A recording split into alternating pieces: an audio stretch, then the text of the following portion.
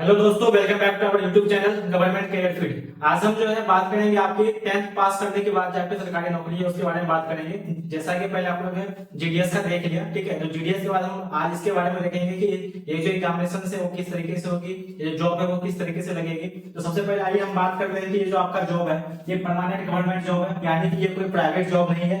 आपको मैं पहले बता दूं कि ये कोई प्राइवेट जॉब नहीं है, ये आपका गवर्नमेंट का परमानेंट जॉब है, ठीक है। इसमें कितने एग्जामिनेशन होंगे? इसमें बस आपका सिंगल एग्जामिनेशन होगा, यानी कि एक एग्जामिनेशन के अंदर में पूरा पेपर आपका खत्म हो जाएगा और उसके बेसिस पे जो है आपका सिलेक्शन हो जाएगा, ठीक है। पैटर्न क्या रहेगा आपका? पैटर्न बहुत ही इजी रहेगा। जैसा कि आपको पता होगा कि इस एग्जाम के बारे में जो है बहुत सारे बच्चे नहीं जानते। मैं आगे बताऊंगा कि किस चीज की ये एग्जामिनेशन से और क्या इसमें आपकी जॉब लगेगी, ठीक है। तो इसमें जो है आपका पैटर्न बहुत ज्यादा इजी रहेगा। 90% बच्चों को इस एग्जामिनेशन के बारे में पता भी नहीं है।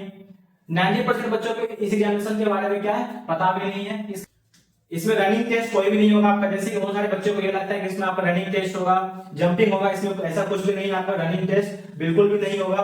फिर इसमें ना ही आपका हाइट है, ना ही कोई आपका चेस्ट लेना है, इसमें बिल्कुल भी ऐसा कुछ नहीं है। यानी कि जिस तरीके से आप आगे में जाते हो वहां पे आपका चेस्ट लिया जाता है, ठीक है, हाइट ली जाती है, लेकिन इसमें ऐसा कुछ भी नहीं है। ना आपका कोई चेस्ट लिया जाएगा, ना ही आपका कोई हाइट लिया जाएगा। सैलरी लगभग इसका आपको 18,000 से लेकर के 56,900 के बीच में देखने को मिलता है, यानी कि सैलरी भी जो है वो बहुत ज्यादा अच्छा है, तो आप इसमें जा सकते हो। टाइपिंग टेस्ट बिल्कुल भी नहीं होगा। बहुत सारे एग्जामिनेशन में टाइपिंग टेस्ट होती है, लेकिन यहाँ पे टाइपिंग टेस्ट आपका बिल्कुल भी नहीं होगा।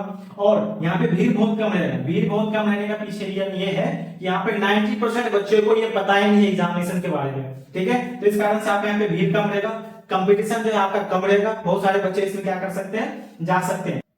ये आपका परमानेंट गवर्नमेंट जॉब है, किसी प्रकार का कोई प्राइवेट जॉब नहीं है, तो आप इसमें अप्लाई कर सकते हो। अब इसको कौन अप्लाई कर सकता है? तो आप ऑल इंडिया के जो मेल फीमेल है वो सारे अप्लाई कर सकते हैं, यानी कि ऑल इंडिया में जितने भी मेल कैंडिडेट है और जितने भी फीमेल कैंडिडेट है वो सारे क्या कर सकते हैं, इसके लिए अप्लाई कर सकते हैं। अब हम देखते हैं कि जो आपका पेपर है, ठीक है, जो आपका पेपर है वो किस तरीके से होगा, कितने पेपर्स होंगे, ठीक है, कितने क्वेश्चंस किस पेपर में रहेंगे, वो सारी चीजें के बारे में देखेंगे, ठीक है। तो सबसे पहले आपका पेपर 1 आएगा। जो पेपर 1 है आपका, उसमें आपका हिंदी का 80 क्वेश्चन रहेगा, इंग्लिश है, इंग्लिश आपका 40 क्वेश्चन रहेगा, और इसमें बस आपको 30% मार्क्स सिक्योर करना है। यानी कि अगर आप 30% मार्क ले आओगे तो आप इसके लिए क्वालिफाई हो जाओगे, यानी कि पेपर 2 और पेपर 3 के लिए आप क्या हो जाओगे, क्वालिफाई हो जाएंगे, ठीक है। तो इसमें बस आपको 30% मार्क लाना है। ये आपका क्वालिफाइंग पेपर रहेगा, यानी कि अगर आप 30% मार्क लाते हैं पेपर 1 में, उसके बाद ही आपका पेपर 2 और पेपर 3 आपका चेक होगा, ठीक है। 2 आवर के एग्जामिनेशन होंगे आपके, ठीक है। एक क्वेश्चन के 3 नंबर मिलेंगे आपको अगर आप क्वेश्चन अटेम्प्ट करते हैं, ठीक है, और उसमें अगर आप गलत करते हैं तो आपकी नेगेटिव मार्किंग है, 1/2 की नेगेटिव मार्किंग है आपकी, ठीक है। उसके बाद आपका पेपर 2 जो है, उस पेपर 2 में आपका 2 लैंग्वेजेस हैं, हिंदी और इंग्लिश, यानी कि इसमें क्या है कि आपका जो स्थानीय लैंग्वेज है, ठीक है, ये वैकेंसी झारखंड की है, तो झारखंड में संथाली भी है, कुछ जगह बंगाली भी है, तो उसमें आपको चूज करना है कि आप हिंदी चूज कर सकते हैं, इंग्लिश चूज कर सकते हैं, या फिर आप बंगाली चूज कर सकते हैं, या फिर आप संथाली चूज कर सकते हैं। तो इसमें से कोई आपको एक चूज करना है जिसमें आपका 100 क्वेश्चन रहेगा,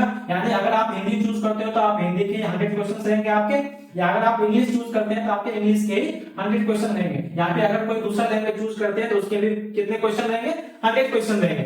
अब आती है पेपर 3 की बारी। पेपर 3 में आपका जीके 40 क्वेश्चन रहेगा, यानी कि जीके का आपका 40 क्वेश्चन पूछा जाएगा। अब यहाँ पे आप देख रहे हो कि जे जीके लिखा हुआ है, यहाँ पे जे जीके का मतलब यहाँ पे है झारखंड जीके, यानी कि झारखंड जीके में यहाँ पे बहुत ज्यादा जोर दिया गया है, यानी कि झारखंड जीके से आपको लगभग 50 क्वेश्चन पूछे जाएंगे। तो इन चीज का आप ध्यान रखेंगे, आप क्या करेंगे, झारखंड के जीके को ज्यादा पढ़ने की कोशिश करेंगे ताकि आप इसके क्वेश्चन को ज्यादा अटेम्प्ट कर पाए, ठीक है। अब यहाँ पे मैथ के 10 क्वेश्चन है बस, यानी कि जो बच्चे मैथ में कमजोर है उसके लिए बहुत ज्यादा खुशखबरी की चीज है ये कि मैथ में बस आपका 10 ही क्वेश्चन है। 10 क्वेश्चन तो ऐसे भी कोई भी कर लेगा, ठीक है। फिर आपका आता है साइंस। साइंस में लगभग आपका 20 क्वेश्चन है। साइंस तो सारे बच्चे के लगभग ठीक ठाक ही रहते हैं, तो ये मैथ वाले बच्चे के लिए क्या आपका एक प्लस पॉइंट है कि मैथ वाले बच्चे के लिए बस 10 ही क्वेश्चन है, किसी तरीके से आप उसको कर लेंगे। फिर आपका आता है साइंस, मैंने बताया था इसमें 20 क्वेश्चन है, और ये साइंस लगभग बच्चे का ठीक ही रहता है, ठीक है। अब यहाँ पे हम देखें कि कौन सा विभाग है, ठीक है, ये आपका कौन सा विभाग है, ये आपका झारखंड का है, ठीक है। जिस तरीके से स्वास्थ्य विभाग होता है,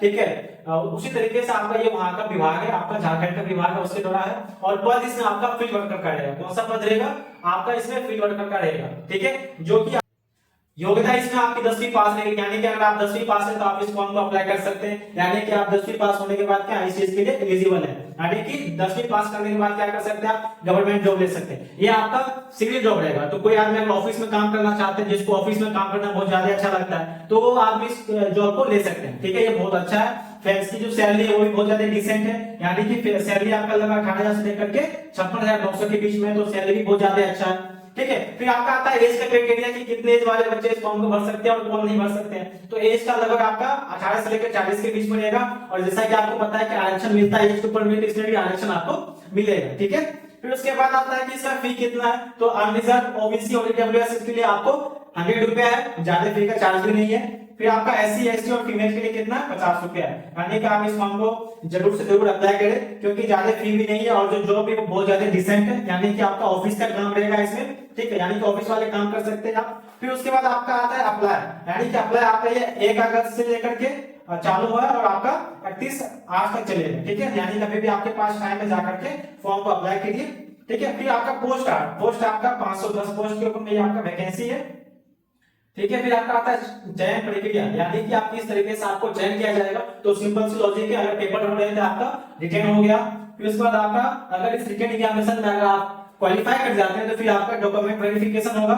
डॉक्यूमेंट वेरिफिकेशन करने के बाद फिर आपका एक मेडिकल छोटा सा होगा, यानी कि इसमें मेडिकल भी आपका होगा। फिर उसके बाद आता है कि लोकेशन क्या रहेगा, तो लोकेशन आपका झारखंड का जो स्टेट है, उस झारखंड के स्टेट में बहुत सारे जो डिस्ट्रिक्ट होंगे आपका लोकेशन वही देगा, यानी कि आप झारखंड के अंदर भी काम कर सकते हैं, उसके अलावा आप काम नहीं कर सकते किसी और राज्य में। ऐसा भी कुछ नहीं कि आप वहां से ट्रांसफर लेकर के जा सकते, ऐसा बिल्कुल भी नहीं है, आपको झारखंड के अंदर ही काम करना पड़ेगा। ठीक है, अगर आपको ये वीडियो इंफॉर्मेटिव लगा होगा तो आप लाइक करें, सब्सक्राइब करें, शेयर करें। जय हिंद।